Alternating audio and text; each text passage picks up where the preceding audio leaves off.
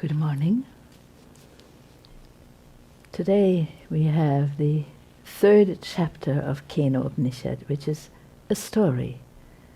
It is not verses, it is a story in ancient Sanskrit, and it's kind of minimalist style. It gives just the basics and you can fill in the gaps. There'll be some commentary by our Guru, which I read after beginning. Okay. Om Brahma Devebhyo Vijigye Tasya Brahmano Vijaye Deva Amahiyanta Ta Aikshanta Asmakame Vayam Vijaya Asmakame Vayam Mahima Iti. It is said that Brahman, the Supreme, once won a victory for the gods over the demons. By that victory, which was due to Brahman, the gods became elated and proud. They thought to themselves, "This victory has been won by us. Ours indeed is this victory, and ours indeed is this glory." Tadhaisham vijagyau tebhyoha pradurbabhuva tanna vyajanata kimidam yakshamiti. Brahman, the Supreme, knew their vanity, their arrogance and pride, and appeared before them. But they did not even know who that mysterious spirit was. Te agnima bruvan jataveda etad vijanihi kimetad yakshamiti tatheti.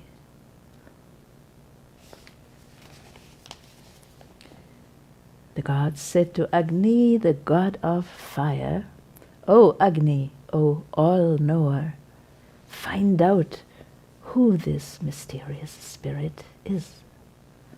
"Yes," said the god of fire. Tada bhyadravat tamabhyavadat kositi Agnirva ahamasmiti abravid Jata Vedava Ahamasmiti. He rushed toward the spirit, and the spirit addressed him, "Who are you?" The god of fire replied, "I am Agni. Indeed, I am Jata Veda, the light of the universe and knower of everything, past, present, and future.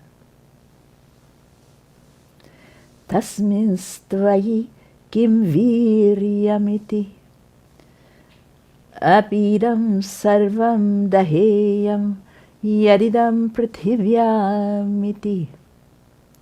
The spirit again asked, "What power is there in you?" Agni, the god of fire, replied, "I can burn everything, whatever there is in the world."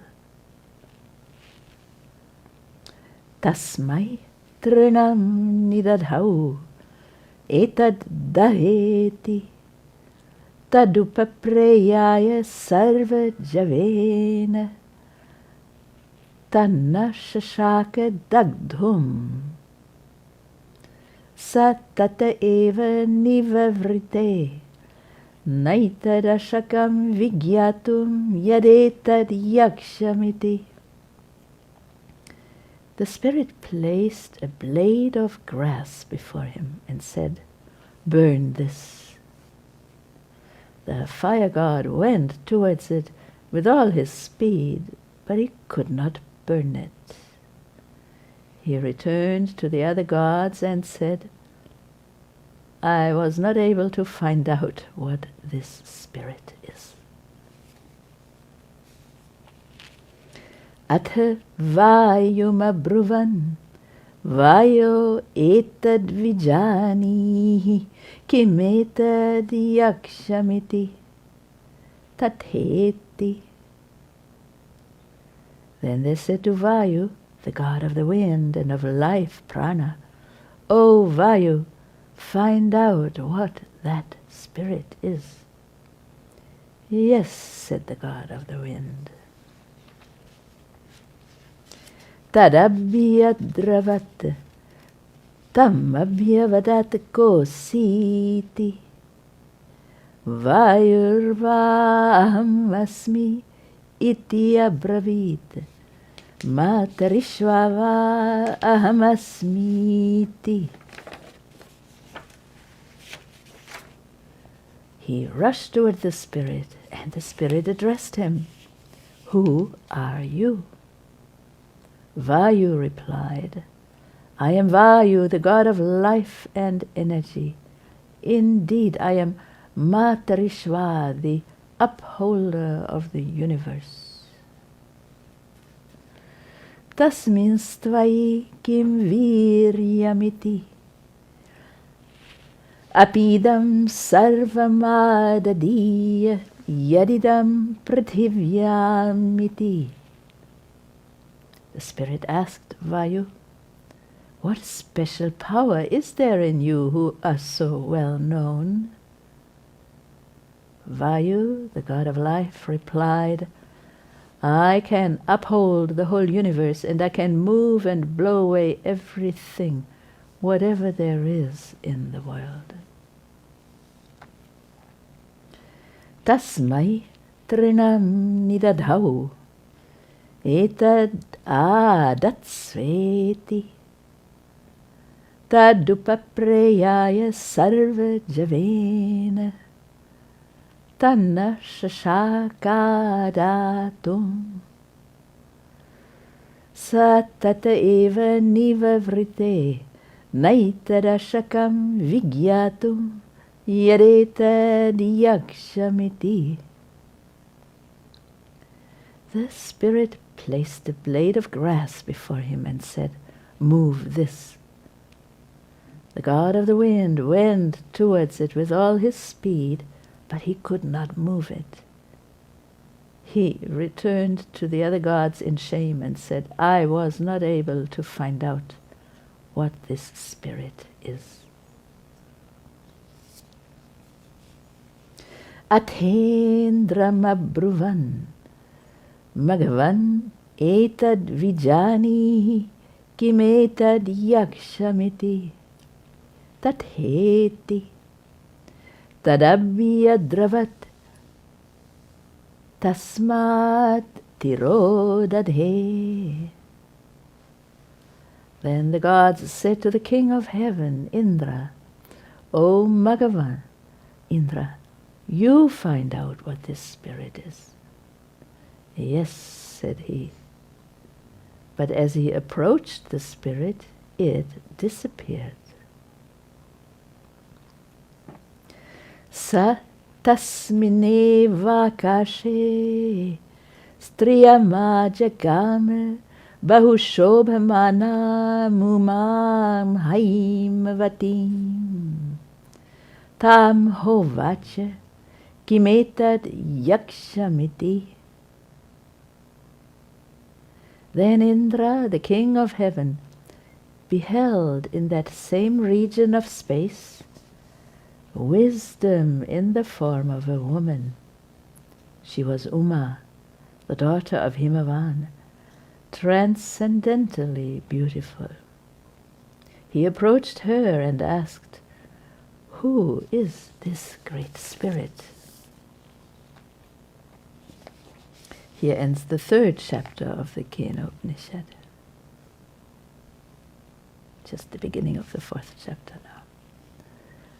Sa brahmeti hovacha brahmano va etad vijaye mahi yadvamiti tato haiva vidanchakara brahma iti brahmeti. Uma said, "It is Brahman indeed. Through the victory of Brahman alone have you attained glory and greatness." After that, Indra knew without a doubt that the spirit was Brahman. One more line here. Tasmad va ete deva atitarami vanyan devan yadagnir vayurindra te hiena nedishtam pasparshu te hienat pratamo vidanchakar brahmeti. Therefore, indeed, these gods, Agni, Vayu, and Indra, greatly surpass the other gods, for they came into intimate contact with Brahman, and they first knew that it was Brahman. So much for the story. It should be clear by itself, but let us have some commentary by our Guru, Sri Brahmananda Saraswati. Actually, in the 60s, early 60s, he was known as Ramamurti S. Mishra, or Sri Ramamurti. Same person. Some excerpts from his commentary. The incomprehensible Supreme Self, Atman or Brahman, is higher than all the gods. Gods here represent physiological forces, sensory forces, and psychological forces. The Supreme Self is the source of victory in constructive purposes for the gods of the senses. That Self is the source of defeat of all demons, the destructive driving forces. The Self, as Supreme Force, vanquishes the enemies of the universe and restores stability to the mind and the individual self. The intellectual groups of this world are blind. Behind every success and victory of life, the Supreme Self is the fundamental cause. In all discoveries and inventions, that Self is the shining factor. Nevertheless, everything else except that fundamental cause is recognized as a significant factor in the success, victory, invention, or discovery.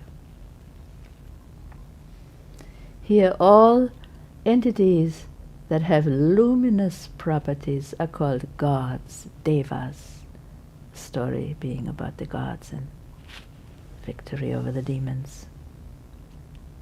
The Supreme Self offers its energy to the mind, to all sensory and motor organs, to the body and all physiological forces.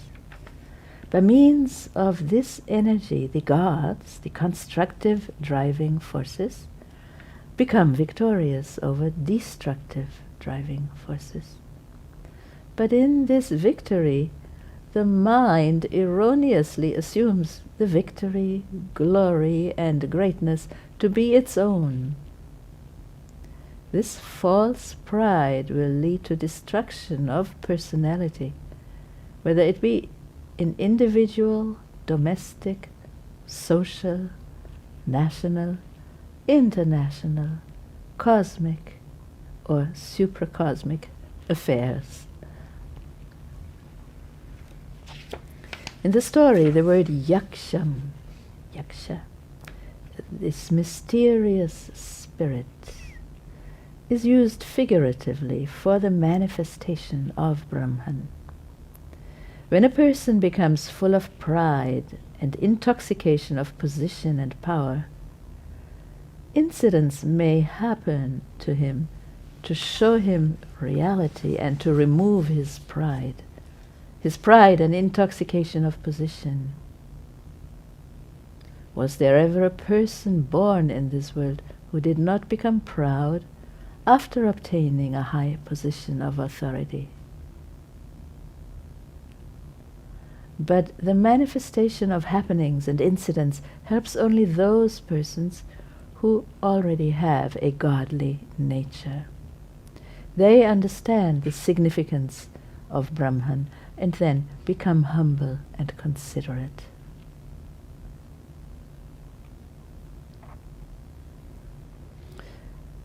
The gods forgot in the hour of their victory over the demons that Brahman was the real source of their strength and victory. They became conceited, thinking too highly of themselves. The Supreme Self did not want them to follow the path of the demons. It wanted to check them, to teach them a lesson. So it appeared before them. But they could not even identify it. This was itself a hammer stroke at their imagined omnipotence, omnipresence, and omniscience.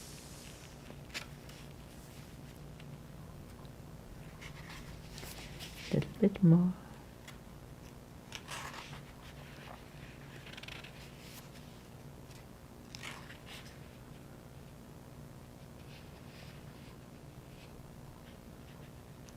The purpose of the story is to illustrate the superiority of Brahman, the Absolute, to all manifestations, including divine ones.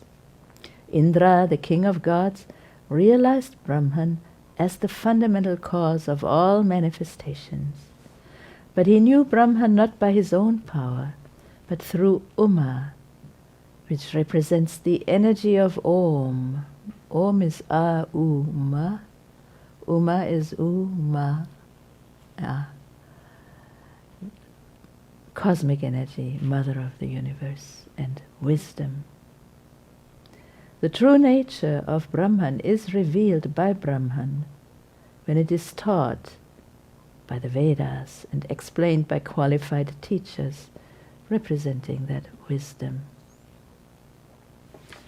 This much for the story and the meaning. One can think about it and realize there might be examples in one's own life. In life it happens that which you always knew to do, all of a sudden, for some reason, you cannot do it. And in his commentary, Guru writes that such happenings have a great purpose to make you aware of what is the real source of our strength and of our wisdom and everything. Om Shanti Shanti Shanti.